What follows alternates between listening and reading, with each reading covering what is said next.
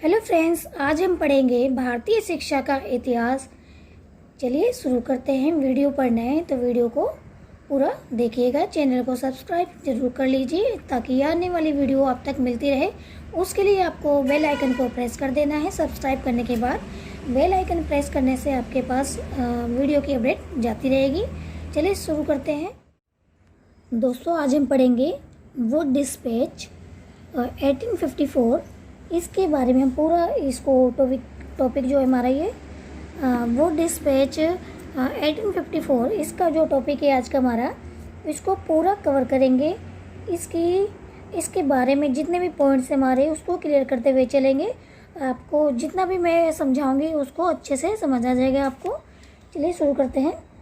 Wood dispatch 1854। Board of control के प्रधान Charles Wood ने 19 जुलाई 1854 को भारतीय शिक्षा पर एक व्यापक योजना प्रस्तुत की। किसने की दोस्तों? बोर्ड ऑफ कंट्रोल के प्रधान चार्ल्स वुड ने 19 जुलाई 1854 को शिक्षा पर एक व्यापक योजना प्रस्तुत की, जिसे वुड डिस्पैच का नाम दिया गया, वुड डिस्पैच कहा गया। 100 अनुच्छेदों वाले इस प्रस्ताव में शिक्षा के उद्देश्य, माध्यम, सुधारों आदि पर विचार किया गया। इस घोषणा पत्र को भारतीय शिक्षा का मैग्ना कार्टा, जैसा कि सीटेट के एग्जाम में कई बार पूछ लिया जाता है, मैग्ना कार्टा भी कहा जाता है। वुड डिस्पैच को मैग्ना कार्टा के रूप में भी हम जानते हैं। प्रस्ताव में 50 शिक्षा के प्रसार को सरकार ने अपना उद्देश्य बनाया। उच्च शिक्षा को अंग्रेजी भाषा के माध्यम से दिए जाने पर बल दिया गया, परंतु साथ ही देसी भाषा के विकास को भी महत्व दिया गया।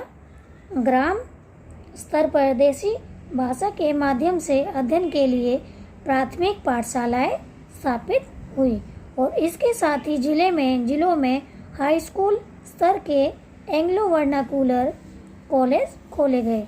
देखिए दोस्तों, एग्जाम में कई बार पूछ लिया जाता है ना, पत्र में सहायता अनुदान दिए जाने पर भी बल दिया गया। दोस्तों अब जानते हैं हम वुड घोषणा पत्र की प्रमुख बातें क्या थी। वुड घोषणा पत्र की प्रमुख बातें अग्रलिखित है। सबसे जो पहली जो बात है इसमें बोली गई थी, यानी जो ये लेटर है वुड डिस्पैच, इस लेटर में क्या क्या बातें बोली गई, क्या क्या लिखा गया।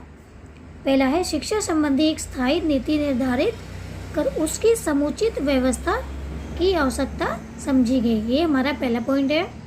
सेकंड है, शिक्षा के स्तर एवं उसके पाठ्यक्रम में सुधार या परिवर्तन लाने की आवश्यकता समझी गई। नेक्स्ट है, अंग्रेजी शिक्षा के विकास के साथ नवीन ढंग की शिक्षण संस्थाओं की वृद्धि की आवश्यकता हुई। आगे है, शिक्षण माध्यम अंग्रेजी के साथ ही भारतीय भाषाओं को भी शिक्षण माध्यम बनाने की आवश्यकता जो है महसूस की गई।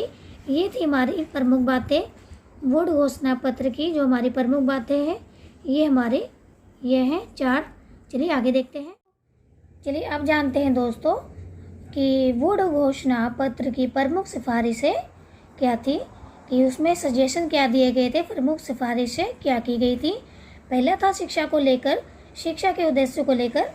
शिक्षा का उद्देश्य भारतीयों की बौद्धिक और चारित्रिक उन्नति करने के साथ ही ऐसे व्यक्तियों को उत्पन्न करना था जो ब्रिटेन को मजबूत बना सके और जिन्हें विश्वास के साथ राजपदों पर नियुक्त किया जा सके। ये हमारा था शिक्षा के उद्देश्य को लेकर। नेक्स्ट है हमारा जो सिफारिशें की गई थी पाठ्यक्रम को लेकर, क्या थी? पाश्चात्य संस्कृत का साहित्य ही भारतीयों के लिए उपयुक्त समझा गया, पर साथ ही अरबी, संस्कृत एवं फारसी भी स्वीकार कर ली गई थी इसके अंदर। ये हमारा हम पढ़ रहे हैं सिफारिशें के अंदर। अब पढ़ते हैं अध्यापकों का प्रशिक्षण, यानी कि टीचर्स की ट्रेनिंग के लिए इसमें क्या सिफारिश की गई। अध्यापकों का स्तर उठाने के लिए प्रत्येक प्रेसिडेंसी में एक शिक्षक प्रशिक्षण महाविद्यालय की स्थापना की सिफारिश इसमें की गई। नेक्स्ट है, लोक शिक्षा विभाग 1855 ईस्वी में लोक शिक्षा विभाग की स्थापना हुई। हमारा यहाँ पे एक क्वेश्चन निकल के आता है स्टेट के एग्ज़ाम में कि 1855 में किसकी स्थापना हुई। 1855 में हुई लोक शिक्षा विभाग की स्थापना हुई, जिसका सर्वोच्च अधिकारी जन शिक्षा संचालक था। चलिए नेक्स्ट देखते हैं, शिक्षा और रोजगार को लेकर क्या सिफारिश की गई। चलिए देखते हैं। घोषणा पत्र में कहा गया कि शिक्षा प्राप्त व्यक्ति ही सरकारी पद पर नियुक्त किया जाए, यानी कि जो हमारे गवर्नमेंट सेक्टर है उसमें शिक्षा प्राप्त यानी कि एजुकेटेड पर्सन इसमें नियुक्त किया जाए। छोटे छोटे पदों के लिए निरक्षर के स्थान पर साक्षर को मौका दिया जाए। दोस्तों, यदि आप चैनल पर नए हैं तो प्लीज़ चैनल को सब्सक्राइब करके बेल आइकन को जरूर प्रेस कर दीजिए और वीडियो पसंद आएगी तो साथ में लाइक भी कर दीजिएगा। चलिए शुरू करते हैं आगे। विश्वविद्यालय को लेकर क्या सिफारिश की गई थी वो डिस्पैच में। प्रस्ताव के अनुसार लंदन विश्वविद्यालय के आदेश पर बम्बई, मद्रास एवं कलकत्ता विश्वविद्यालय 1857 ईस्वी में अस्तित्व में आए, यानी कि जो हमारे ये बम्बई, मद्रास एवं कलकत्ता जो यूनिवर्सिटी है ये कब अस्तित्व में आई। 1857 में। 1847 ईस्वी से पूर्व भारत में कुल 19 विश्वविद्यालय थे। ये एक क्वेश्चन हमारे छोटे छोटे काफ़ी बनते हैं जो MCQs में कई बार पूछे जाते हैं। इसमें एक कुलपति, उप कुलपति, सीनेट एवं विधि सदस्यों की व्यवस्था की गई। इन विश्वविद्यालयों को परीक्षा लेने एवं उपाधियां प्रदान करने का अधिकार होता था। तकनीकी एवं व्यावसायिक विद्यालयों की स्थापना के क्षेत्र में भी इस घोषणा पत्र में प्रयास किया गया। वो डिस्पैच की सिफारिशों के प्रभाव में आने के बाद अधोमुखी निस्यंदन सिद्धांत जो है उसको समाप्त कर दिया गया। आगे है हमारा क्रमबद्ध विद्यालयों की स्थापना। शिक्षा को सुचारू रूप से चलाने के लिए क्रमबद्ध विद्यालयों की स्थापना पर जोर दिया गया। इसमें प्राथमिक विद्यालय, मिडिल विद्यालय, हाई स्कूल, कॉलेज और विश्वविद्यालय का क्रम रखा गया। चलिए आगे देखते हैं। शिक्षा का जो माध्यम है उसको सिफारिश को ले इसमें यानी शिक्षा के माध्यम को लेकर इसमें सिफारिश क्या रखी गई। चलिए देखते हैं। यूरोपियन ज्ञान के लिए अंग्रेजी को शिक्षा का माध्यम बनाया गया, जबकि सामान्य अध्ययन के लिए शिक्षा का माध्यम देसी भाषा ही रही।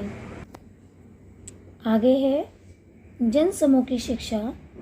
जीवन के सर्वांगीण विकास के लिए शिक्षा को महत्वपूर्ण आधार माना गया, जिसके तहत सभी के लिए शिक्षा की व्यवस्था की गई।